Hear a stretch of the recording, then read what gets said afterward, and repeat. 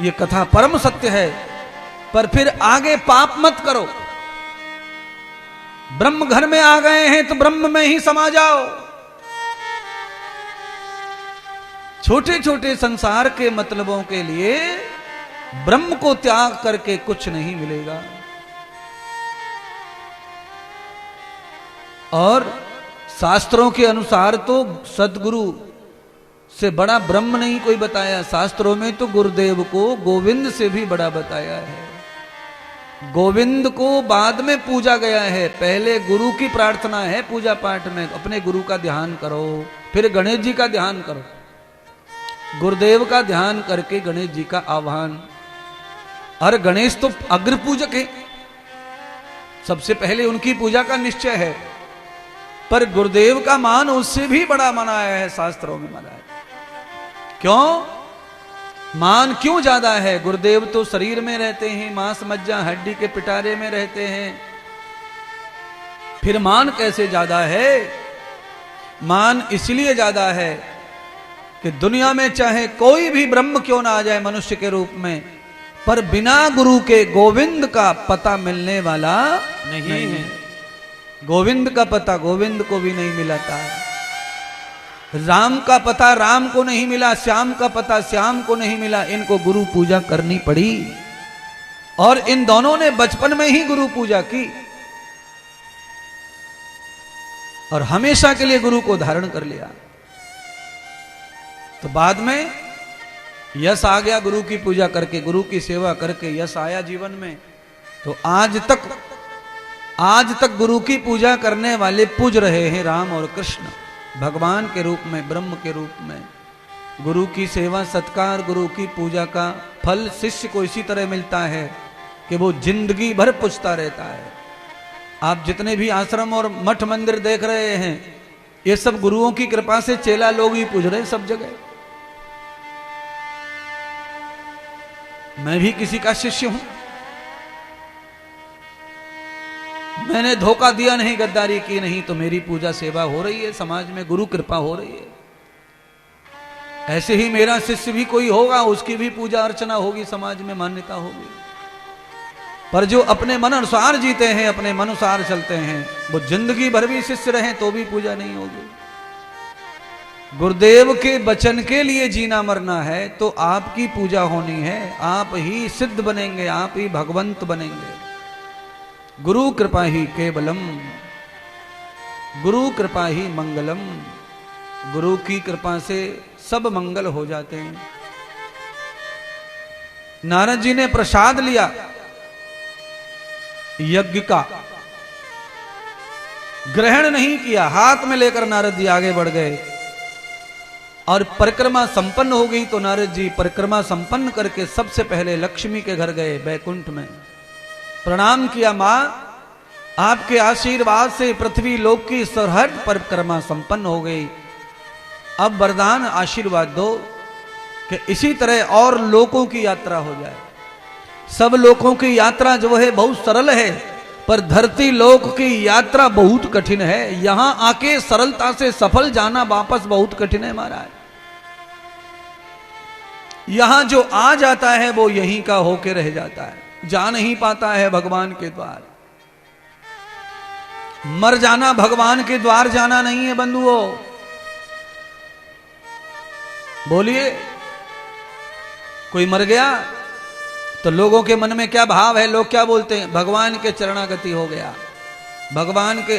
अरे मरने से भगवान की शरणागति हो जावे तो लोग हिमालय में जाके ध्यान भजन क्यों करेंगे? मरने के बाद आदमी यमदूतों की शरणागति हो जाता है, ब्रह्म की शरणागति मिलने वाली नहीं है।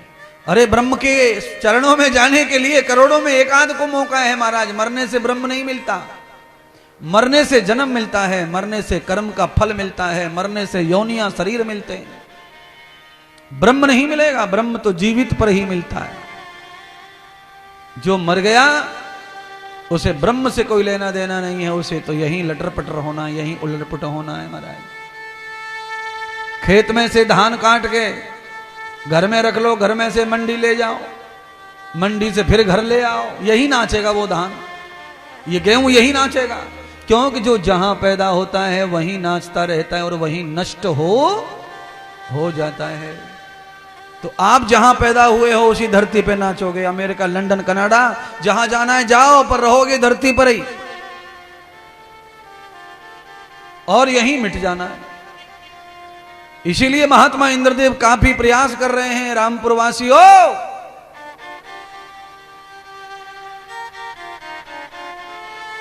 कि तुम यहां की यहां ना फंसो और ना अटको। नारद की तरह धरती की परिक्रमा करते हुए, यज्ञ का प्रसाद लेते हुए सीधे अपने लोक वापस चले जाओ, बिना बंधन के, बिना बंधे, तो सफल जीवन माना जाता है। नारद धरती पर क्यों आए? नारद ने परिक्रमा क्यों दी? नारद ये संदेश देना चाहते हैं कि जो मनुष्य का अवतार लेके आया है उसे किसी न किसी नदी की परिक्रमा करनी चाहिए, उसे कभी न कभी किसी न किसी धाम की परिक्रमा करनी ही चाहिए।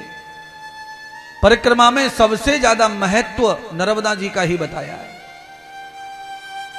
नर्मदा जो मां है वो ब्रह्मचारिणी है, और उनकी परिक्रमा करने के बाद में जो सन्यासी साधु रहते हैं उनकी साधना पक्की हो जाती है, उनमें सिद्धि आ जाती है भजन की, साधना की। इसीलिए महात्मा संत नर्मदा की परिक्रमा करते हैं।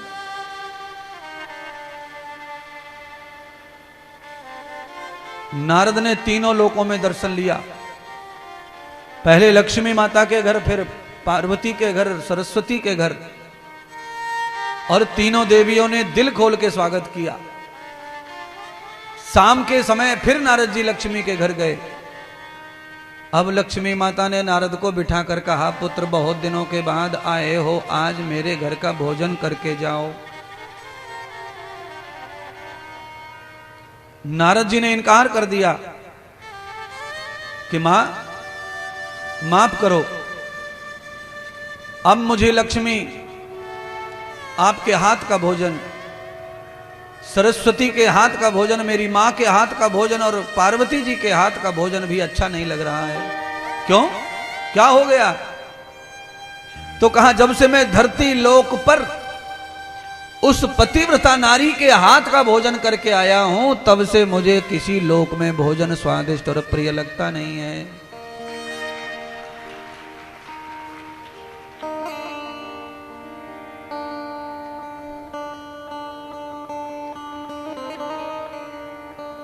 भारतीय नारी और उसमें फिर पतिव्रता धर्म अगर हो तो लक्ष्मी, पार्वती, सरस्वती भी उसके आगे फीकी पड़ गई है। महाराज ये कथा बता रही है, इतनी महिमा है माताओं की, अगर वो व्रत तप जप संयम सदाचार धर्म का पालन कर ले तो शक्ति तो भरपूर है ही माताओं में। ये किसी की भी जिंदगी को रोशन कर सकती हैं और किसी की भी जिंदगी में अंधेरा कर सकती हैं। अपने आप में कोई कितना भी पावरफुल हो, पर माता सबको थका सकती है। शक्ति का भरभंडार है माताओं में।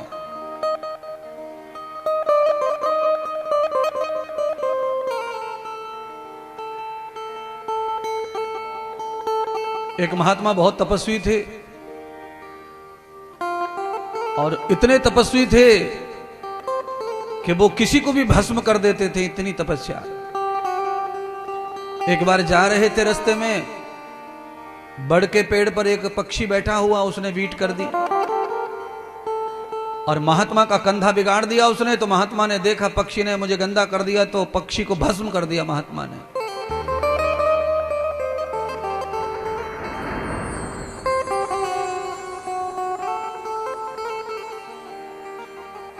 और वही महात्मा वहां से निकलता हुआ एक मार्ग से जा रहा था। मार्ग में, रास्ते में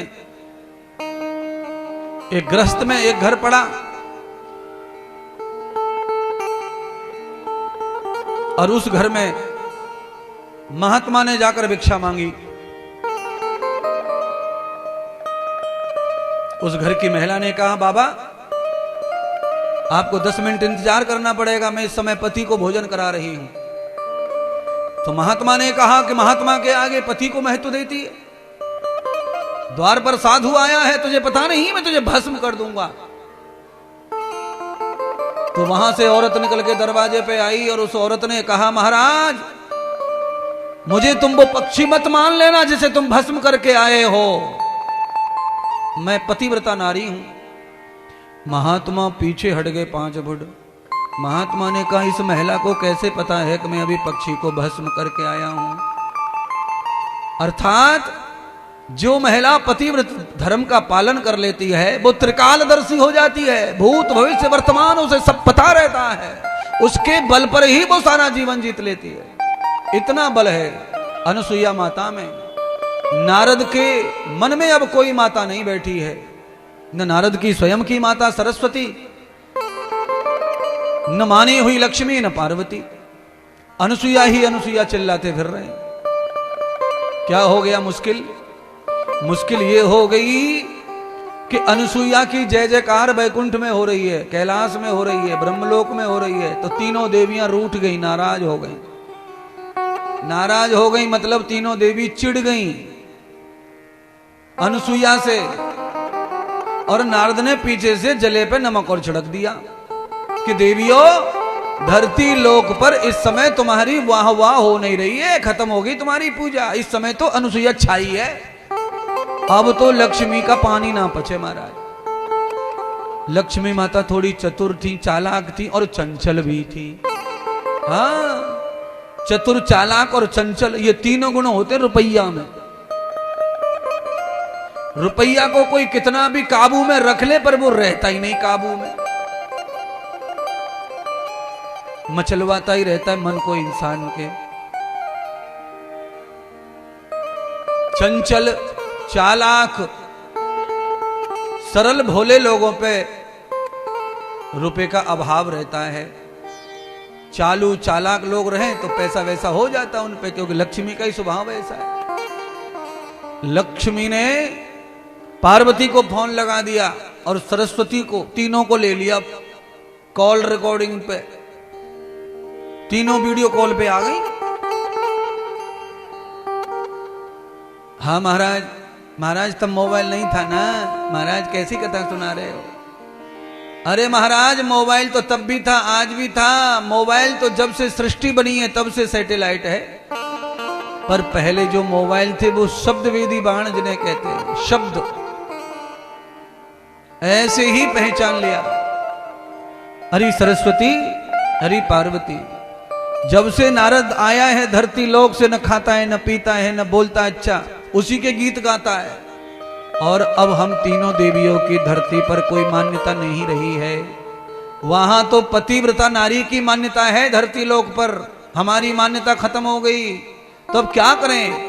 तो लक्ष्मी माता ने दोनों देवियों को भड़का दिया कि ऐसी पतिव्रता नारी का हम कुछ नहीं कर सकती हैं, परमात्मा ही ऐसी पतिव्रता नारी का व्रत बिगाड़ सकते हैं। आज घर आएंगे तीनों देवता, दरवाजे मत खोलो, अंदर मत लो कमरे में, वो पूछेंगे क्या हुआ देवी, क्यों नाराज हो, वगैरह वगैरह, तब अपनी बात कहो। तो सरस्वती ने पूछा भोली भाली ने, अरे बहन बता तो दे कहा कहनी है।